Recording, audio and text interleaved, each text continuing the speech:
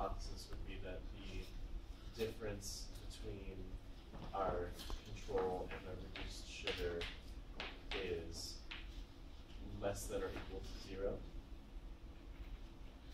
Sure, if you want to do a one-tailed test, we can do that.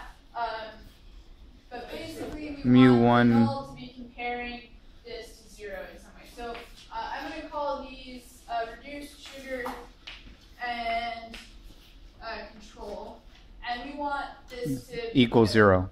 Equal 0 or less than or equal 0. In this case, I think either of those two tests would be appropriate because we just mentioned, that we observed previously that there was a reduction. So we could test that hypothesis. Will we still see that reduction in this new test?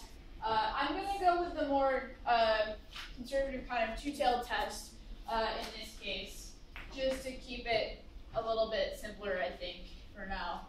But we could definitely do either a one-tailed or a two-tailed test here. All right, so then our alternative then would be that they are not equal to 0. All right, so the difference is 0 means that the treatment didn't have an effect. The difference is not equal to 0 means that there is some effect. And notice here in this example, I'm subtracting the control group from the reduced sugar group. Is that what we want to do? It doesn't matter, right? As long as we're consistent, we follow through those steps. I think last time we subtracted in the reverse order, but it doesn't really matter. All right, let's go with that. All right, so what do we do? What do we need first?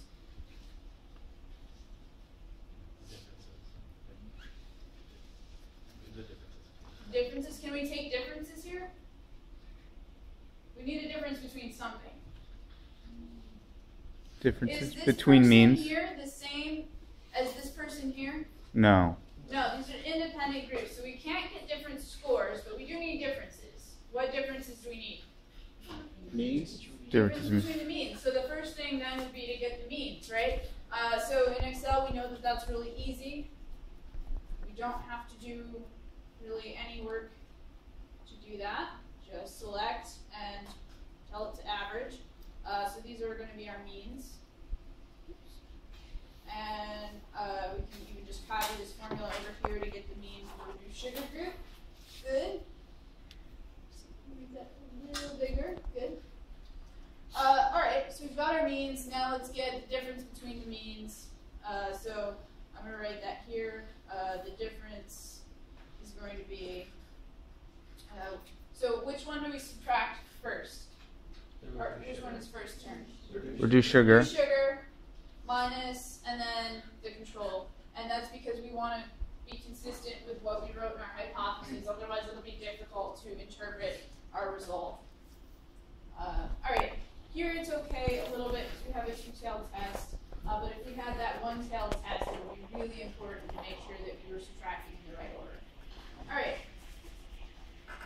So what's next? We got a difference.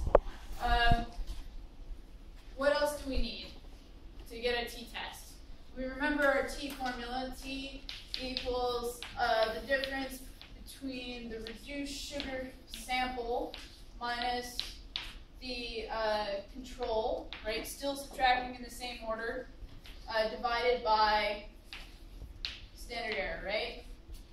And we can write that here in our notation. We could write S sub sample mean RS minus sample mean C if we wanted. Or you can just write standard error. It's not super important, but you should be comfortable with the notation because then you can understand when we talk about more theoretical stuff.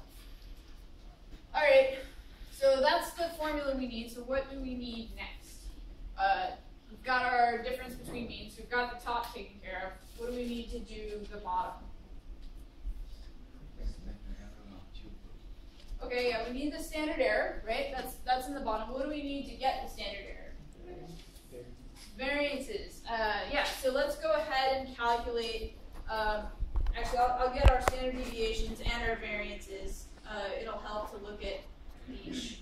We are going to use the variances, though. You guys are absolutely right. So standard dev, we have a standard deviation, and we just select our sample.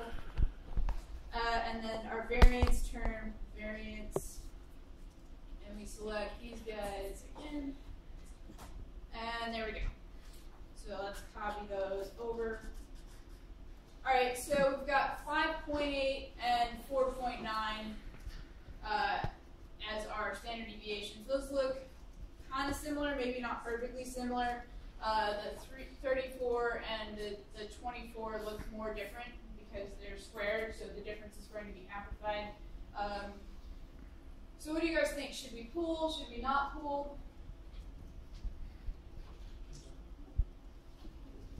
Not pool. What's litmus? For this, I'd say, we wanna do the test. We're not gonna do the test, but let's go ahead and say we'll do it both ways. So in this case, it doesn't matter. They're gonna be the same because we have equal size samples. But if that weren't the case, we'd want to be more careful and definitely take the time to figure out if 5.8 and 4.9 are different or if they're the same. It's hard to say, and especially in a small sample size. We only have 10 observations in each group. All right, so let's figure out our pooled variance. We'll start with the pooled, and then we'll do the non-pooled. So we'll do, I'll call it SP squared. How do we get that? So let's assume that they're estimating the same standard deviation in the population per second.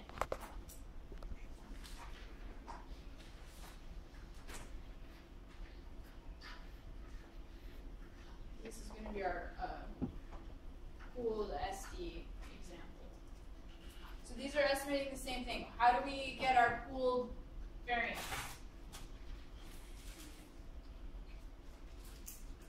So is that this degrees of freedom times your first standard deviation plus degrees of freedom? Right, we want to use that formula that puts the two variances together. So here we can do that. We can type, the top of this is going to be the degrees of freedom times the first variance plus the second degrees of freedom times the second variance, and then we divide by the total degrees of freedom. So what do we need first before we can really do that? Degrees of freedom. So the degrees of freedom for group 1 are 9, and the degrees of freedom for group 2, 9 again. How about our total degrees of freedom? Oops. I have no idea what just happened. Okay. So yeah, it's going to be either df1 plus df2 or n1 plus n2 minus 2. In either case, we get 18, right? So we add the 2 degrees of freedom, or we add the 2 sample sizes and then subtract 2. Doesn't matter, same number. All right, so now we've got degrees of freedom. So now we know that we can take the first variance, so this first variance times the degrees of freedom for that one, 9, plus the second variance times its degrees of freedom, which is also 9, and we divide by the total degrees of freedom, which is 18, and that gives us our pooled variance. Look good? Sound good? Could you write that formula on the board really quick? Because it's kind of different looking at it on this, and I'm trying to... It's in the slides. Okay, You can well. find it. Sorry. All right. Cool. It's also in this one here that has the solutions. So if you want to look at this again later and see what we did. All right. So we've got pooled variance. What do we need to? Why did we need the pooled variance? What's the next thing? The standard error. So how do we get that? Use the equation. Yeah, good answer. So the standard error then is going to be the square root of this one, the pooled variance, divided by the degrees of freedom for the first group, divided by the sample size of the first group, plus the pooled variance again, divided by the sample size of the segment group. Since it's the same this time, that works out pretty nicely. And we can just enter that. We get 2.4 as our standard error. So now to calculate our t-value, we have everything we need. We need just this difference between the means here, and we divide that by our standard error. Good? Check that, make sure I didn't put something up, so it looks a little wrong. Oh, that's good. Alright. So, is that probably significant or probably not significant? Probably not. Probably not, right? Because we know that the t-values have to be, or tend to be bigger, right? T distributions are wider than z distributions. If we remember that critical value of 1.96 for our two-tailed test, we'd expect the t critical value to be even bigger than that. So we can conclude that, if we have a t-value of only 0.869 or so, that's probably not a significant difference. That's probably going to be have a much larger p-value. We can test that though, so or rather we can confirm that. We can actually calculate its p-value as we discussed last time. So we can type tdist and get enter our t-value, the degrees of freedom we have, which is 18 total degrees of freedom, and then enter the number of tails that we have, which is 2 tails. And if we hit enter there, and we have a p-value of about 0.396, which means that that's a lot bigger than 0.05. So we would fail to reject the null hypothesis here. You had a question over here? Oh, so can we compare the t-value to critical values here? Can we compare the t-value to critical values here? Yes, absolutely. So if you wanted to calculate the critical value for this t-value, you would get the alpha level and the degrees of freedom, total degrees of freedom, and you just go to your t-table, find the critical value, and then compare your observed t that we just calculated to that critical value. Yeah, good question. Anything else? All right, good. So let's see how this would be different if we decided that 5.8 and 4.9 were actually estimating different population values. So we would want to use the non-pooled standard deviation in that case. We'd still have the same difference between the means, right? So still be 2.1. We would not bother pooling the standard variances, so ignore that. We still need our degrees of freedom. Basically what we can do in this case is skip straight to the standard error step. Yeah. Alright, so we have, in this case, just the square root of the first variance divided by, what do we divide by? Here's going to be the sample size. We use the degrees of freedom when we're pooling the variances. Yeah, that's why I asked, because it's tricky, and there's a few formulas now to keep in mind. Good. All right, so what do we divide by? Everyone else? Sample size 10, exactly. So we divide by 10, and then we add the second variance, divide by 10. Notice that I am, in fact, working with the variances for most of this. If you start working with the standard deviations, you get the wrong answer. That trips someone up, or probably a third of people up on final exams and such. So try to keep that straight. You'll have chances to practice with this in your homework.